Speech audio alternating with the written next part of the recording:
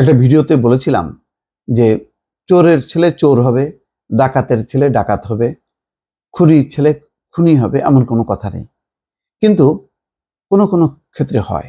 যেমন আসাদুজ্জামান খান কামাল, শেখ হাসিনার লম্বা সময়ের স্বরাষ্ট্রমন্ত্রী, তার ছেলে জ্যোতি, সে কিন্তু তাই ছিল, খুনি ছিল, তারপরে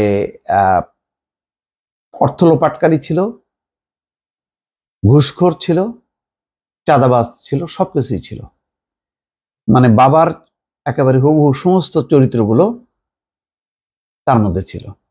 তার একটা ফিরিস্তি যুগান্তর পত্রিকায় পাওয়া গেল। যেসব অপকর্মের হোতা ছিলেন স্বরাষ্ট্রমন্ত্রীর ছেলে জ্যোতি। তো জ্যোতি সম্পর্কে কি জানা গেল? তাকে গ্রেপ্তার করা হয়েছে, আশুলিয়া থানার একটি মামলায় তাকে গ্রেপ্তার করা হয়েছে।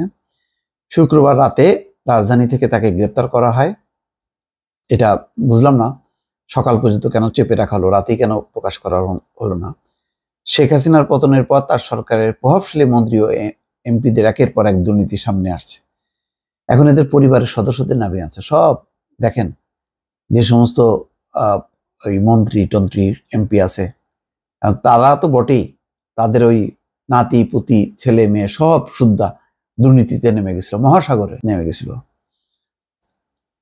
এখন এই আসাদুজ্জামান খান ছেলের বাবার ক্ষমতার অপব্যবহার করে শত শত কোটি টাকা লুটপাট করেছে। জানা যায় শাফি মুদাসিরকে মেসার্স তিতাস বাণিজ্যিক প্রতিষ্ঠান নামে একটি কোম্পানির ব্যবস্থাপনা পরিচালক বানিয়ে রাখেন সাবেক স্বরাষ্ট্রমন্ত্রী।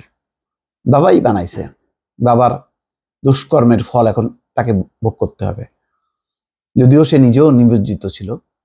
এই প্রতিষ্ঠানের নামেই চলতো বিভিন্ন অনিয়ম ও দুর্নীতি। টেকনাফের মিঠা পানির ছড়া 1 নম্বর প্লটে 5.5064 একর জমি কেনা হয়। তাছাড়া লেঙ্গুরবিল মৌজায় একই কোম্পানির নামে লম্বরি 2 নম্বর প্লটে কোম্পানির নামে কেনা জমির মূল্য প্রায় 5.5 কোটি টাকা। টাকা তো কোনো ব্যাপারই না, 2-4-5 কোটি টাকা। দুর্নীতিগ্রস্ত আসাদুজ্জামান খান কামাল ও তার ছেলে শাফি মুদাসসির জ্যোতি লুটপাট হাসিনার সরকারের আমলে চরম পর্যায়ে পৌঁছায়, যার বড় উদাহরণ নির্বাচন কমিশনের অমোচনীয় কালি কেনায় দুর্নীতির সঙ্গে তার নাম থাকায়। অমোচনীয় যে কালি, এটা তো লাগবেই, এটাতেও কামাইছে।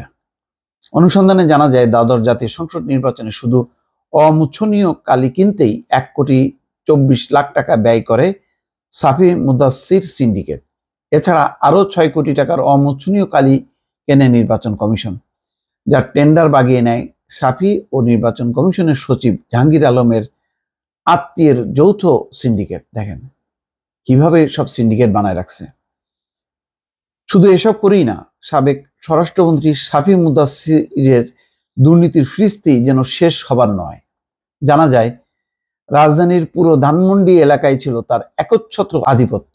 ধানমন্ডি এলাকা বিভিন্ন রেস্টুরেন্টের জন্য বিখ্যাত, আর এসব রেস্টুরেন্ট দেওয়ার জন্য শাফি মুদাসসিরকে দিতে হতো 1 থেকে 2 কোটি টাকা। আপনি রেস্টুরেন্টের মালিক হবেন, আগে দিয়ে আসেন ওই জ্যোতিকে 1 থেকে 2 কোটি টাকা।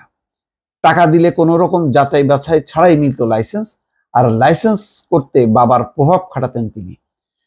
শুধু তাই না, এসব রেস্টুরেন্ট থেকে যেসব চাঁদা নেওয়া হতো তাও এক হাতে সামলাতেন শাফি মুদাসসির। সাবেক স্বরাষ্ট্রমন্ত্রীর নামে শুধু রাজধানীর কারওয়ান বাজার থেকেই প্রতিদিন 1.5 কোটি টাকার চাঁদা তোলা হতো। প্রতিদিন ফুটপাতে ব্যবসা, বাজার, মাদক ব্যবসায়ী ও আবাসিক হোটেল থেকে উঠানো হতো এসব চাঁদা। এই টাকা মন্ত্রীর হাতে পৌঁছে দেওয়ার জন্য দায়িত্ব দেওয়া হয়েছিল মন্ত্রীর এপিএস মনির হোসেন সহ আরো 2 জনকে।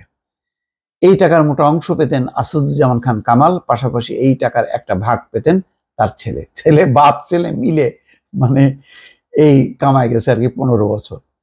এছাড়াও আইন শৃঙ্খলা বাহিনীতে যেসব নিয়োগ বাণিজ্য, টেন্ডার বাণিজ্য হতো, তার মোটা অঙ্কের ভাগ পেতেন সাবেক স্বরাষ্ট্রমন্ত্রী আসাদুজ্জামান খান কামাল। আর এসব এক হাতে নিয়ন্ত্রণ করতেন স্বরাষ্ট্রমন্ত্রীর এপিএস মনির। তিনি একটা অংশ সাবেক মন্ত্রীর ছেলে শাফি মুদাসসিরকেও দিতেন। দেখেন এই অল্প কিছু টুকরো বের হয়ে আসলো, তার মানে একটা সিন্ডিকেট গড়ে উঠছিল এই প্রত্যেকটা মন্ত্রীকে ঘিরে, এদের পরিবারকে ঘিরে সিন্ডিকেট করে করে তারা 15 বছর ধরে লুটের রাজত্ব কায়েম করছে।